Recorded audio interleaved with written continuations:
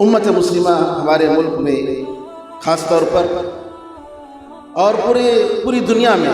چاہے عالم اسلام ہو یا باہر ہو، جس مرحلے سے گزر رہی ہے یہ امت پر عذاب ہے، عذاب کا مرحلہ ہے، جہاں پر ہمارے جانوں کی حفاظت نہیں ہے، جہاں پر ہماری عورتوں کی عزتوں کی حفاظت نہیں ہے۔ ایک آدمی جاتا ہے سفر میں اور کچھ لوگ مل کر صرف اس وجہ سے اس کی جان لیتے ہیں کہ وہ مسلمان ہے، اور پوری دنیا تماشا دیکھ رہی ہے، اور اگر کوئی انہی میں کا ایک فرد انسانیت کے نام پر کچھ بولنا چاہتا ہے، بے دردی کے ساتھ اس کو بھی قتل کر دیا جاتا ہے۔ میرے بھائیوں، حقیقت یہ ہے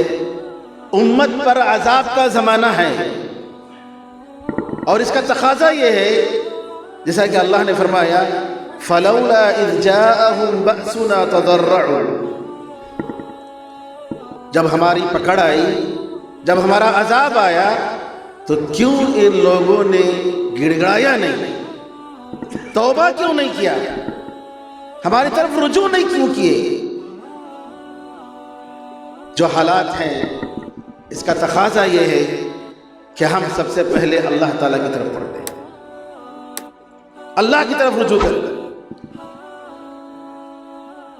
4 بجے مسجد میں نماز پڑھنے کے لیے جا رہا ہے، مسجد میں سویا ہوا ہے صبح کے 4 بجے، اور ایسی حالت میں جا کر اس کو قتل کر دیا جاتا ہے۔ یہ کوئی انسانیت ہے میرے بھائی؟ بے شمار مثالیں آپ دیکھ رہے ہیں، آئے دن حالات بتا رہے ہیں، جیسا کہ ہلاکو تاتار کے زمانے میں مسلمانوں پر جب حملہ ہوا